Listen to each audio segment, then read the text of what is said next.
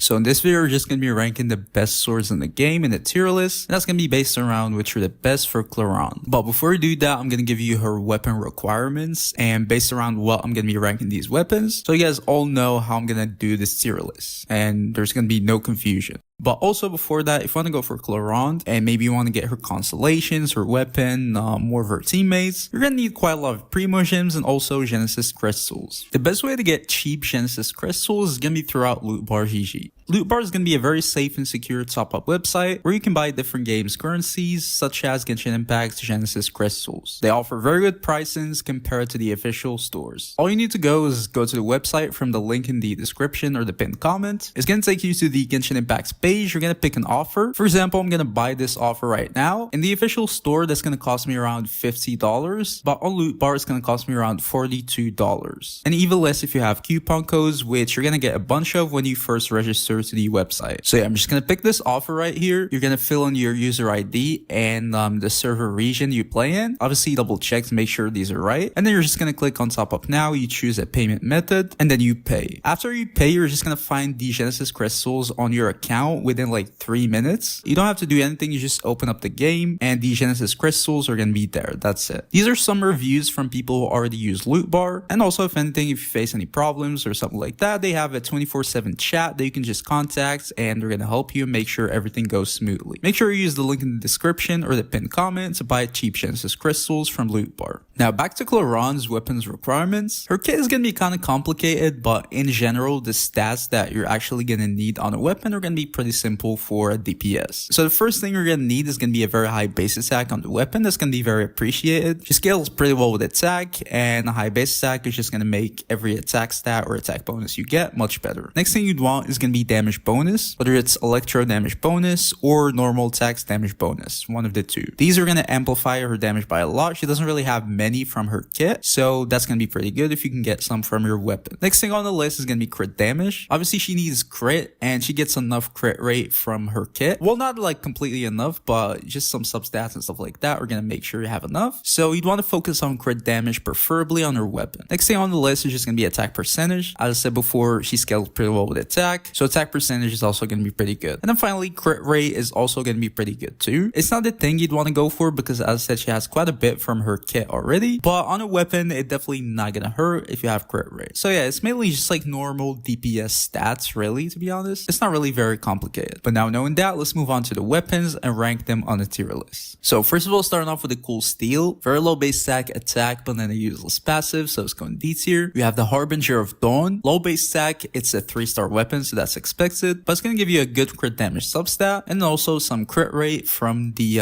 passive if your HP is above 90%, which should be easy for Clorinde. So you're going to have the passive at a very good uptime. This weapon is decent, but the low base stack is just going to nuke this weapon, so it's definitely not going to be, you know, very good, but it's definitely usable. So I put it like mid B tier. It's definitely a usable weapon, but there are going to be quite a bit of weapons that are going to be much better just for the low base stack. We've got the Traveler's Handy Sword, just defense, whatever. It's going D tier. Dark Iron Sword, Elemental Mastery, and then some attack from the passive. It's definitely not as good, so I'd say maybe C tier. Fillet Blade, just attack, and then some damage from the passive. Probably like C tier too, I would say. And then the final 3 stars, just Skyrider Sword. They're just energy recharge and then some attack from the passive. The energy recharge and then very low base attack, I'd say it's D tier too. Now moving on to the 4-star options, you have the Favonius Sword. It's just the energy recharge and then more energy from the passive. That's definitely not really what you're looking for a weapon for Clorinde. So I'll say Favonius is not as good. I'll just put it at D tier. You have the Flute, average base attack and then attack from the substat. The passive is kind of meh though. It's just going to be some extra damage. I wouldn't really say it's as good, but it's not like too bad. I put it like higher C tier. Can be usable, but definitely not recommended. You've got the Sacrificial, just energy recharge, and then the skill reset. It's really not the thing you'd want to look for Clorinde. So I'll put it at D tier 2 next to the Favonius. Royal Longsword, average base stack attack, and then the it's just a very bad passive, the Royal passive. So I'll put it like very low C tier. It's kind of usable, it's not D tier just because of the attack, but it's definitely not the weapon you'd want to use. We've got the Lion's Roar, average base stack 2, attack as a substat, and then the passive is a little better.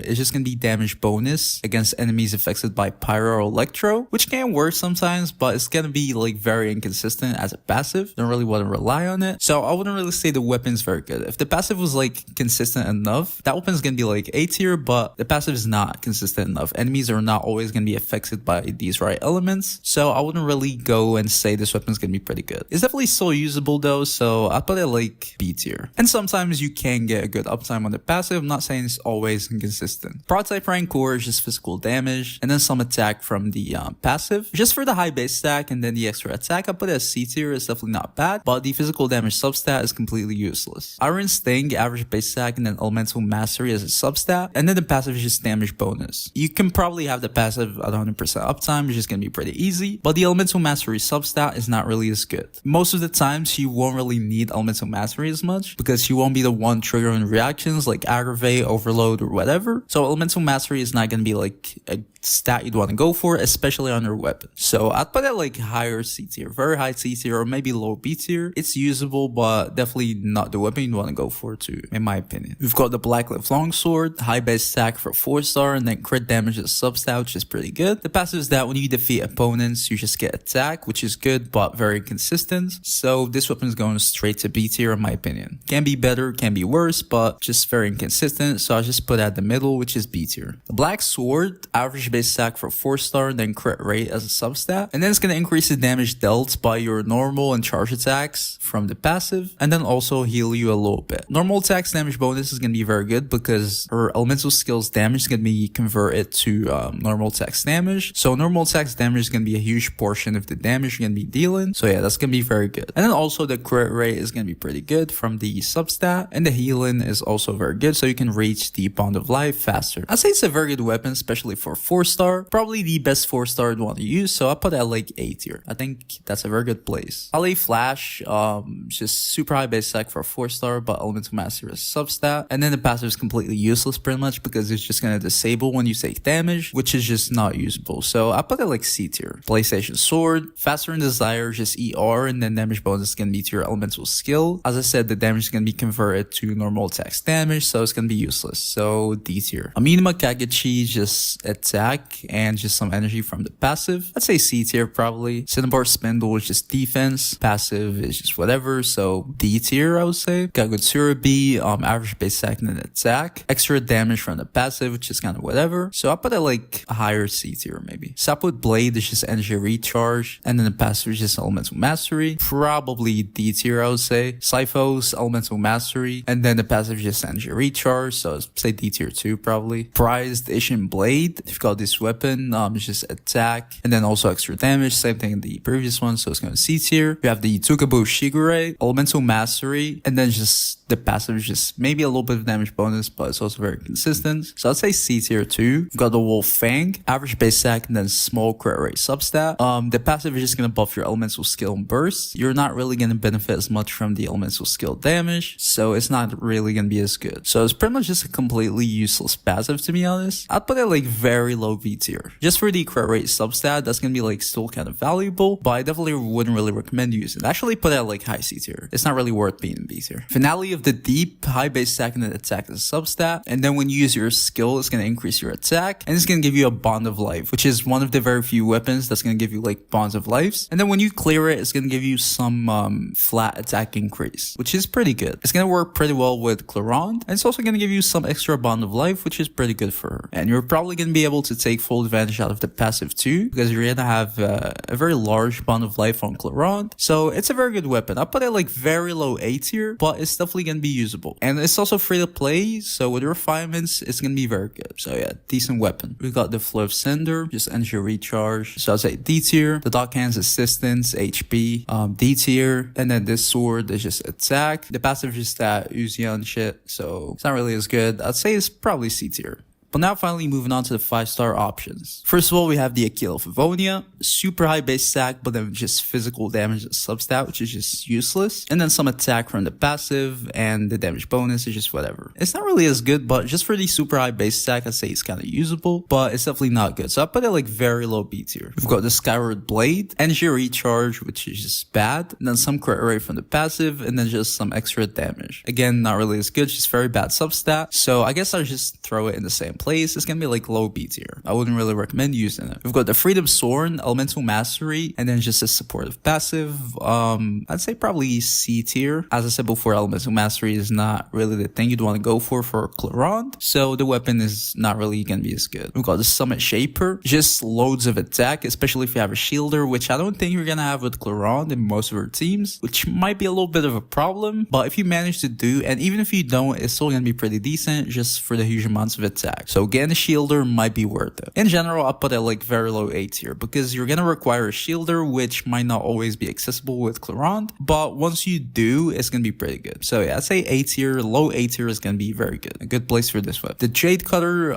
just the crit rate, very good, and then just attack from the passive.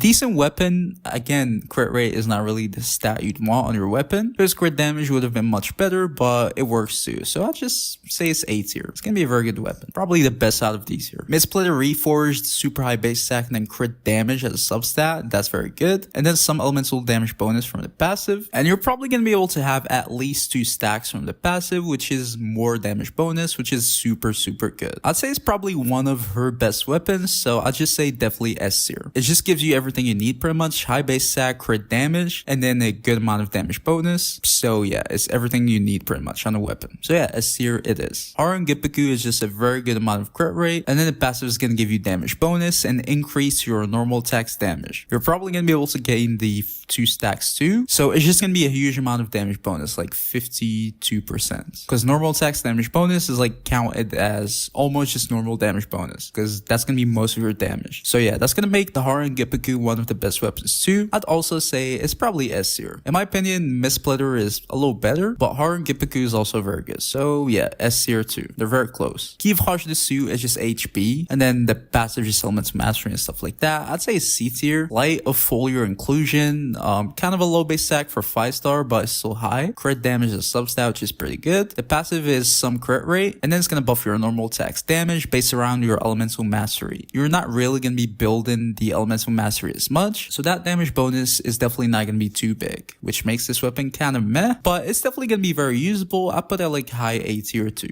We've got Fiorena's weapon, pretty much the same stats as the Light of Foliar Incision. The passive is not really as good because it's just gonna buff your elemental skills damage, which is, as I said before, not as good. But just for the raw stats, I wouldn't really say it's a bad weapon. So I put it like very high B tier. Just for the huge crit damage substat and stuff like that, it's gonna be very usable. We have the Uraku Misuguri, exact same stats too. Low base stack for a 5-star, and then a crit damage substat. It's gonna increase your normal attacks damage by a little bit, which is pretty good. And then the rest of the passive is kind of whatever. I'd say it's cool, so I put it like A tier. Yeah, A tier. A tier is good. And then finally, her signature, super high base stack, and then a crit damage substat, even though it's gonna be kind of small, but it's gonna give you more crit damage from the passive, just a flat crit damage increase. And then when you increase the value of your Bond of Life, it's gonna give you damage bonus up to 3 stacks. That's gonna be always happening with Clorinde, so you're always gonna have the 3 stacks, and that's gonna be a huge amount of damage bonus. So yeah, it's definitely her best in slot, better than every other weapon. It's probably not gonna be that much better than these two, to be honest, but it's definitely gonna be a little better. So yeah, it's gonna be the top of S tier. That's her best in slot. But yeah, that's her tier list. I'd say she's fairly free to play friendly. I mean, you have that craftable weapon, Finale of the Deep. It can get you through, I guess. But other than that, if you have any 5-stars, most of them are gonna be pretty decent. And if you have one of these, then you're good. I wouldn't really recommend going for her signature if you have one of these two already. But yeah, that was the video, guys. If you enjoyed it, don't forget to leave a like, subscribe to the channel. See you in the next video. Peace.